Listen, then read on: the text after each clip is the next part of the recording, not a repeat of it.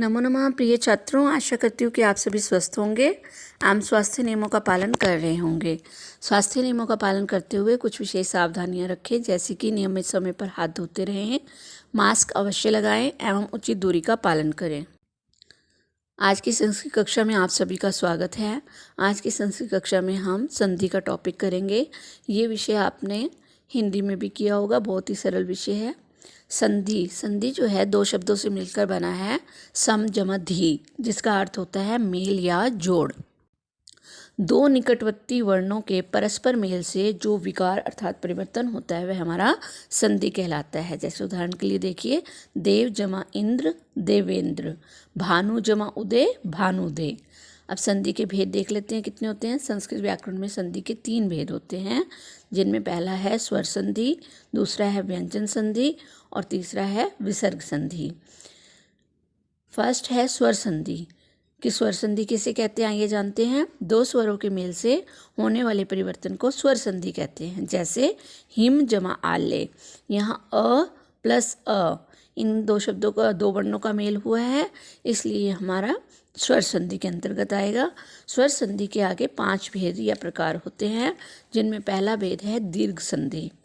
सवर्ण स्वर यानी कि एक समान स्वर आपस में मिलकर दीर्घ हो जाते हैं। जैसे अ जमा अ इज इक्वल टू आ, पीत प्लस अंबरा इज इक्वल टू पीताम्बरा। ऐसे ही देश जमा अटनम, दोनों में अंत में अ की ध्वनि आ रही है, तो छोटा अ प्लस छोटा अ मिलकर के बड़ा देशाटनम, देश प्लस अटनम देशाटनम। ऐसे ही छोटा अ प्लस आ बड़ा आ, ऐसे छोटा अ प्लस बड़ा आ इज इक्वल टू बड़ा आ। जैसे पुस्तक जमा आले, अ प्लस आ पुस्तकालय, बड़ा आ हो जाएगा। परम जमा आत्मा, छोटा अ प्लस बड़ा आ मिलकर के बड़ा आ हो जाएगा परमात्मा। अ प्लस अ इज इक्वल टू अ, यानी कि बड़े आ में छोटा आ मिलाएंगे तो भी आ बनेगा। जैसे विद्या जमा अर्थी विद्यार्थी, अ जमा आ भी बड़ा होगा, विद्या जमा आल्य विद्यालय। ऐसे ही ये हमने जाना अ और आ की संधि। अब हम देखते हैं छोटी ई और बड़ी ई की संधि। छोटी ई और छोटी ई मिलकर के बड़ी ई, जैसे रवि जमा इंद्र रविंद्र। ऐसे ही छोटी ई प्लस बड़ी ई इज इक्वल टू बड़ी ई। परी जमा इक्षा परीक्षा, बड़ी ई जमा छोटी ई भी बड़ी ई बनेगी। मही जमा इंद्रा महिंद्रा। फिर बड़ी ई प्लस बड़ी ई इज इक्वल टू बड़ी ई, जैसे नदी जमा ईशा नदीशा।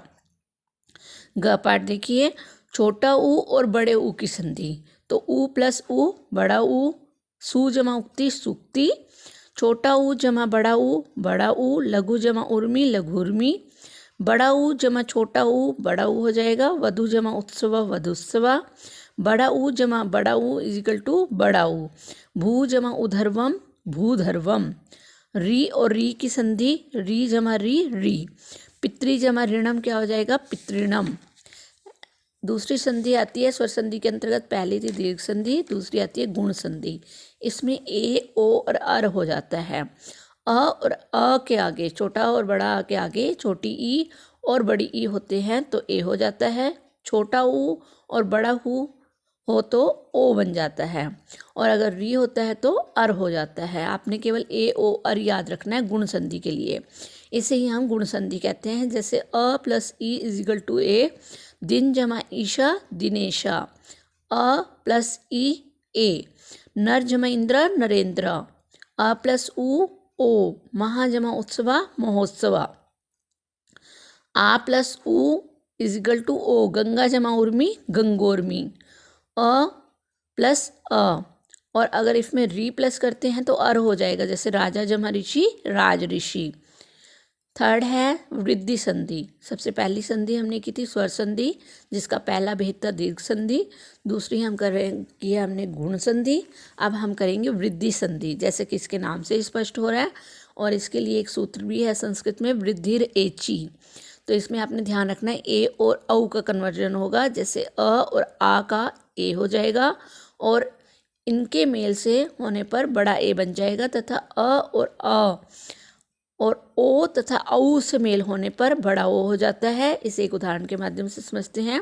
जैसे सदा जमा एव क्या हो जाएगा सदैव, महा जमा औषधि हो जाएगा महोषधि, अत्र जमा एव, बड़ी ए हो जाएगा अत्रेव, वन जमा औषधि, वनौषधि।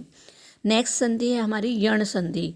यण संधि के लिए संस्कृत में एक सूत्र है इको यणाची, और इसमें य व र ल ये मैंने ब्रैकेट्स में दिया हुआ है, इसे आपको समझने में सरलता रहेगी। ह्रस्व या दीर्घ, ह्रस्व मीन्स छोटा, दीर्घ मीन्स बड़ा। ई और ऊ, री, री के बाद यदि कोई भिन्न स्वर इनसे अलग आता है, यानी कि छोटी ई बड़ी ई के आगे कोई भी विजातीय या असमान स्वर होने पर छोटी ई और बड़ी ई को य हो जाता है। ऐसे ही छोटा ऊ और बड़े ऊ के आगे किसी विजातीय स्वर के आने पर छोटा ऊ बड़ा ऊ को व हो जाता है। और री के आगे अगर कोई असमान स्वर आता है तो उस पर री को र हो जाता है, इसे ही हम यण संधि कहते हैं। एग्जाम्पल से आपको जल्दी समझ में आएगा। जैसे छोटी ई और बड़ी ई प्लस असमान स्वर वर्ण। छोटी ई के सामने अगर बड़ा आ जाता है तो वो किस में कन्वर्ट हो जाएगा, या में।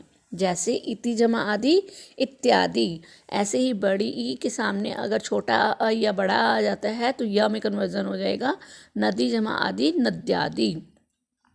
छोटा ऊ और बड़ा ऊ और इसके आगे अगर कोई असमान वर्ड आ जाता है, जैसे छोटा ऊ के आगे आ जाता है तो वो कन्वर्जन हो जाएगा वा में, सु जमा आगतम, स्वागतम। ऐसे ही ऊ प्लस अ किस में कन्वर्ट हो जाएगा, व में, अनु जमा अये, अनुवे। ग पाठ देखिए, री जमा असमान वर्ड, री के आगे अगर आता है तो र हो जाएगा, पितृ जमा अर्था, पितृर्था। ऐसे ही री का आ हो जाएगा तो रा हो जाएगा, मातृ जमा अज्ञा, मात्राज्ञा। नेक्स्ट है अयादि संधि। ए ओ औ के परे यदि कोई भिन्न स्वर आता है तो ए का आय हो जाएगा और ए का आए और ओ का अव और बड़े ओ का आ हो जाता है, और तब जो है वो दूसरे वर्ण के साथ संधि होती है। फॉर एग्जाम्पल ए जमा अय, जैसे ने जमा अनम, नयनम। ऐसे ही ए प्लस अ आय में कन्वर्ट हो जाएगा तो क्या हो जाएगा, नई जमा अका, नायका, गई जमा अका, गायका। ओ प्लस अ इज इक्वल टू आव। पो जमा अन क्या हो जाएगा, पवन। ओ प्लस अ आव, पो जमा अका, पावका। भो जमा उ, आवू, तो क्या हो जाएगा, भो जमा उका, भावुका। मुझे उम्मीद है कि आप सभी को यहाँ तक संधि के पांचों भेद जो है स्वर संधि के स्पष्ट हो गए होंगे। और एक बार फिर से हम रिवाइज कर लेते हैं। संधि शब्द का अर्थ मेल या जोड़। संधि के 3 भेद होते हैं, स्वर संधि, व्यंजन संधि और विसर्ग संधि। स्वर संधि को अस संधि भी कहा जाता है और व्यंजन संधि को हल संधि भी कहते हैं। और स्वर संधि के 5 भेद होते हैं, जिनमें पहला है दीर्घ संधि। इनमें जो नियम है वो आपने याद करने हैं। और दूसरी है हमारी गुण संधि, तीसरी वृद्धि संधि, चौथी यण संधि और 5वीं संधि हमारी अयादि संधि। इसके बाद के जो संधि के भेद हैं वो हम अगली कक्षा में करेंगे। इसमें अभी तक हमने जितना भी किया है ये कार्य आपने अपनी फेयर नोटबुक में लिखना भी है और इसे याद भी करना है।